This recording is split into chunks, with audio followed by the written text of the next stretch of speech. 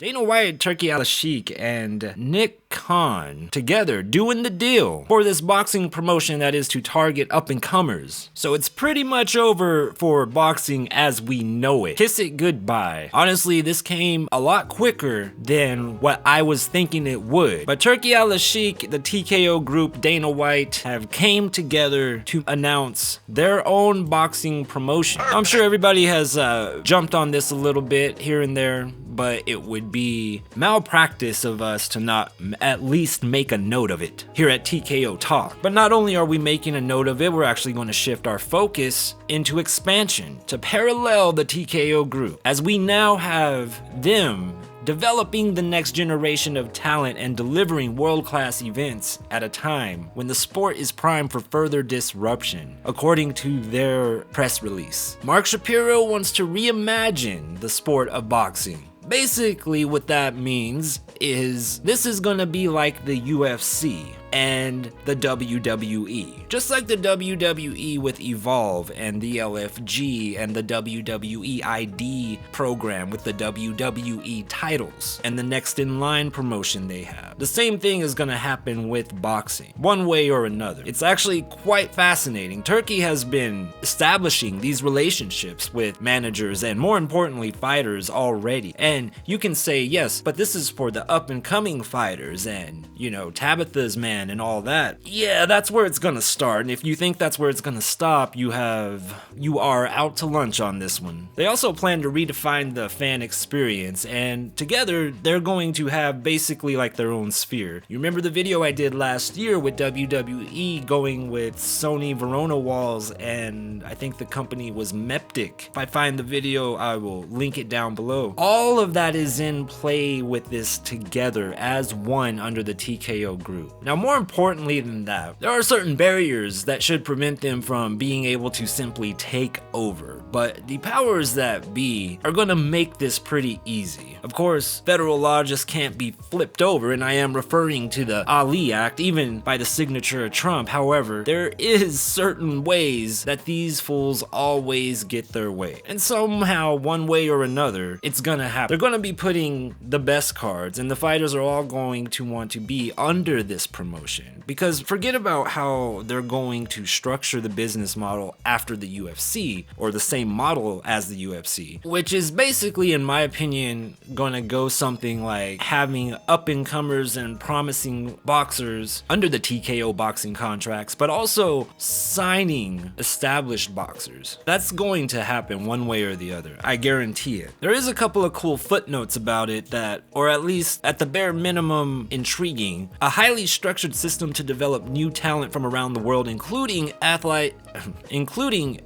combines and academies. Hey, hey guys, that sounds a lot like the WWE NIL program, right? Next in line. Combines and academies, these people coming from college sports and freak athletes, generational talents and whatnot that the WWE is trying to get their hands on. Put them under contracts and be under the TKO group banner. The boxers will have access to the UFC Performance Institute.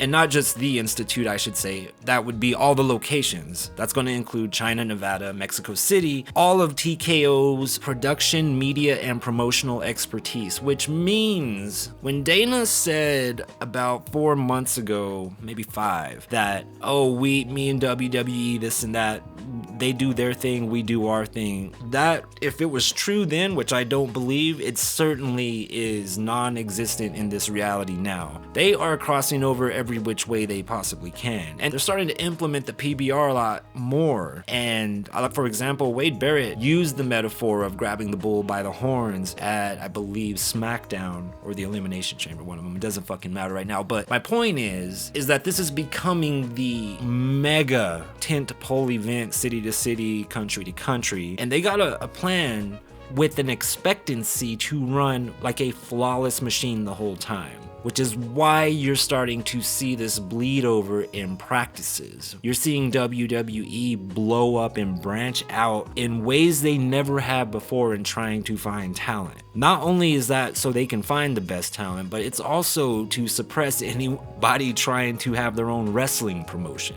Let's not forget Natalia's heading over to NWA and what's on that picture there? A WWE logo. They're absorbing other promotions as well. They're and you know what that is? Following the UFC model.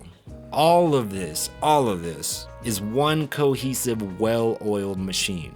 Anyway, let me get right back to it. Their production, media, promotional expertise means they're going to be able to use, for example, WWE media locations, production locations in Connecticut, which includes that state-of-the-art screen, which I don't know if there's still only 3 of them in the United States at this point, but there was when they got it, which was only a year ago. This is brand new, badass shit, and let's not forget what Turkey himself has been able to put together in his own promotional efforts with the boxing cards he has put together for us. And and if you're wondering what Sela is, it is a event promotion company of sort. What they do is provide experiences for consumers. Simple as that. Now, of course, this company is from overseas, and if you look them up, from what I can tell, I will link them below, they're pretty fucking good at what they do. And I'm not quite sure how everyone is gonna feel about all of this, because obviously there is a lot of complexities and a lot of questions that do arise. But the dominance that the TKO group is after, they are going... It's very separate. I haven't worked with them at all. I do what I do and they do what they do. They're using some of the people from my team to help them in different areas, you know, business-wise. But as far as putting on live events, I mean, WWE is very good at what they do, and we're very good at what we do, and, you know. Hey, I'm not surprised, motherfuckers.